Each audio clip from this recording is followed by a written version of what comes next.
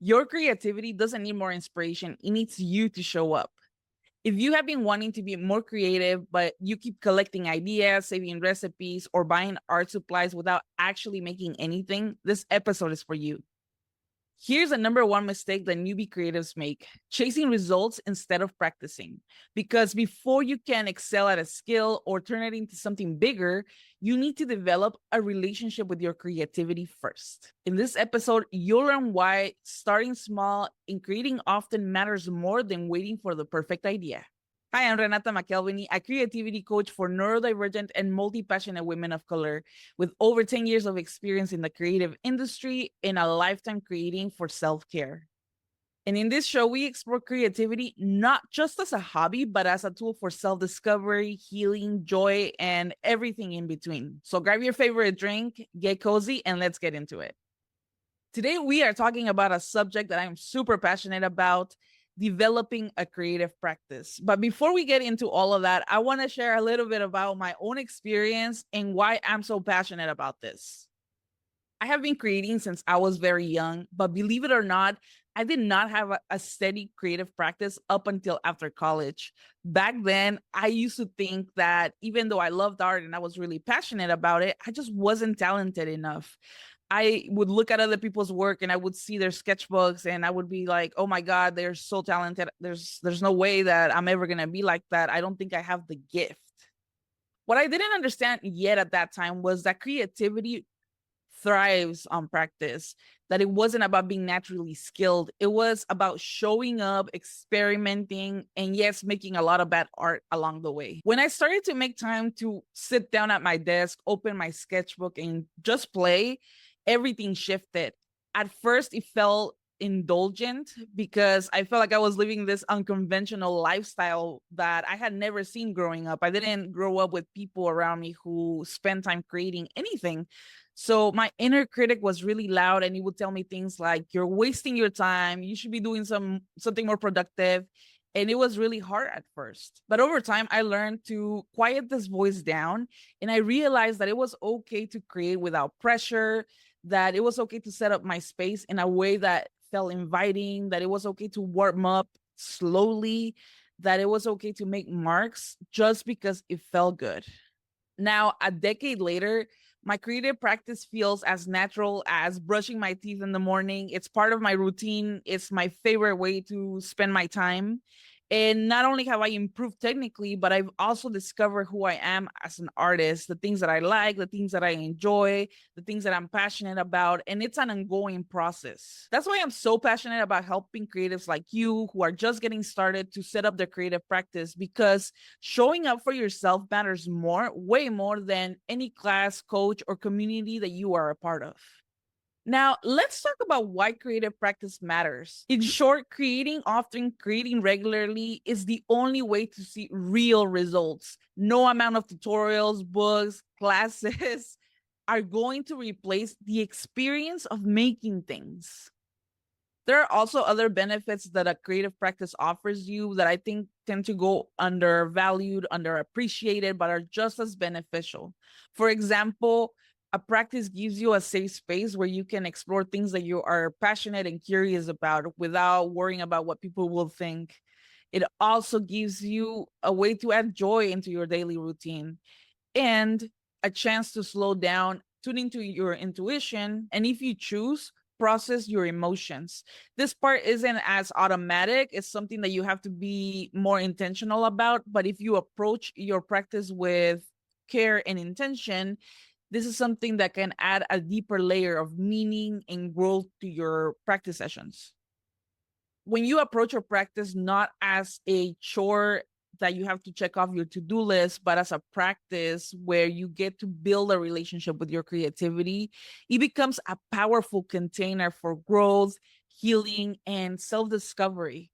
Yet even experienced creatives forget this because we get so caught up in the hamster wheel of performing for an algorithm, performing for an audience, that we forget to enjoy the experience of making things. We forget to enjoy our creative time. So now let's talk a little bit about the difference between creative practice, habit, and a ritual. Because when you start exploring this idea of developing a creative practice, you'll notice that people refer to this in different ways. They use different words to describe basically the same thing. Some may call it a practice, others a habit, some even a ritual. Whatever the differences are, the subtleties, it doesn't really matter, because at the end of the day, they all come back to the same core idea: showing up to your creativity regularly. And it really doesn't matter what you call it. You want to pick something that resonates with you. What matters most is that you actually do it and that you show up with intention to your time with your creativity. And here's something that I love to remind clients of that I think is really helpful. You already know how to build habits. You have done this in other parts of your life. And that's great news, because you can do the same thing with your creativity. So now I want to invite you to reflect. What is a habit that you have built successfully in the past? Maybe it was around your health, your self care, work, even. What is it that helped you to be successful with it and keep showing up for it? Okay, so up until this point, I have been talking about why creative practice matters and different ways that people might be referring to the same thing. So now let's talk about some common obstacles and mindset shifts that newbie creatives like yourself need to be aware of as you start to develop your own creative practice. Number one, not having enough time. Honestly, I don't think I've ever met a creative, or a person for that matter, who has ever felt like they have enough time to spend on their creativity. And to this, I say you don't need to spend hours upon hours on your creativity. As a matter of fact, I really believe that working in small spurts is way better, because this avoids us burning out. But what I think is most important is that you're consistent and that you are intentional with whatever time you do have. It's not about length, it's about frequency. Number two, it feels boring. Creativity, to be completely honest, isn't fun 100% of the time. And I need you to know this from the get go. This is the honest truth. This is something normal and to be expected. And when we know this going into it, this isn't a surprise. This isn't a shocker. And it keeps us from derailing and thinking that we're doing something wrong, and instead continuing to persevere.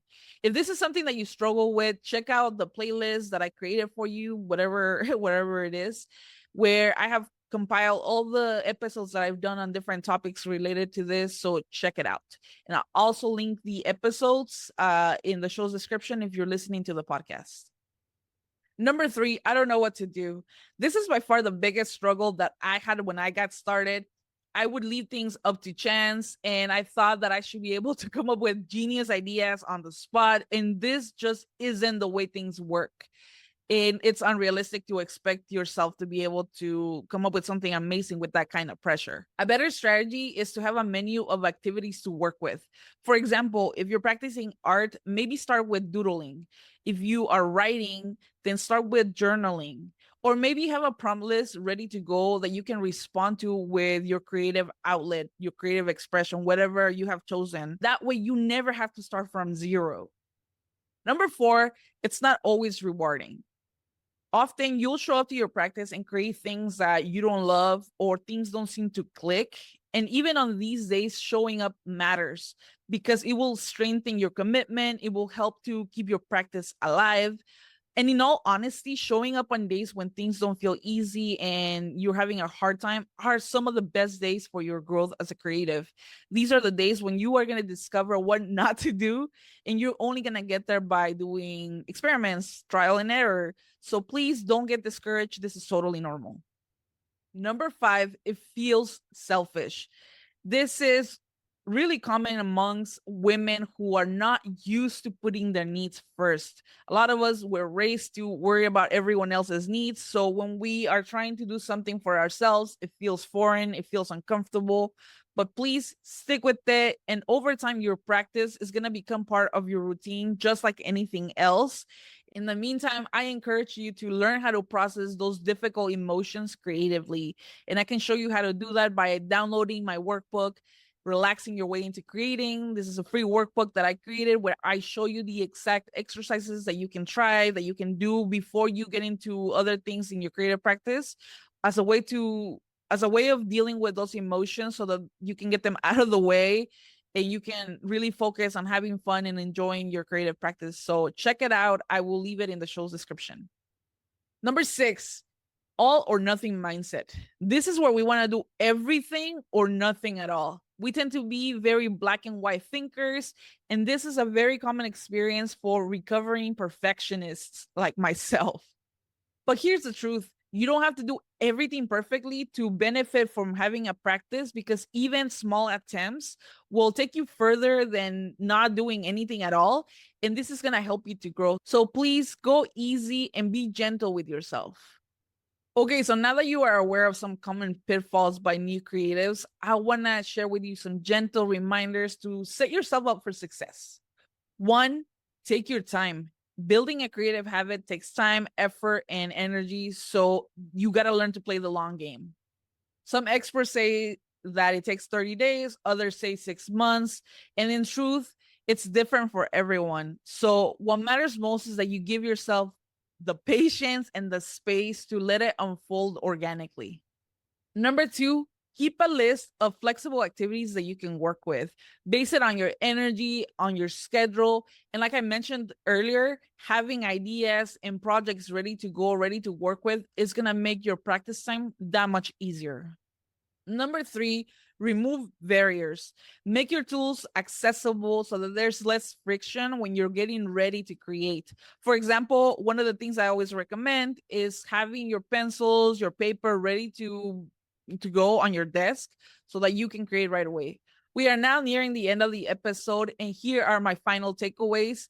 Developing a creative practice takes time, months, even years. So the best time to start is today. Also, the goal shouldn't be achievement, it's about making space for yourself and your creativity. A creative practice is not just for professional artists, this is for anyone that wants to connect to themselves more deeply. And lastly, the more personal and enjoyable that you can make your creative time, the easier it's going to be to keep showing up regularly. So have fun exploring and building your own creative practice. If you enjoyed this episode, please don't forget to like and subscribe. And if you're ready for more support, check out my 12-week coaching journey, Build a Creative Habit. This is all about slowing down, letting go of the grind, and building a creative practice that actually feels good, joyful, gentle, and sustainable. The link is in the show's description. Thank you for tuning in, and I will talk to you on the next one. Until then, stay creative. Bye.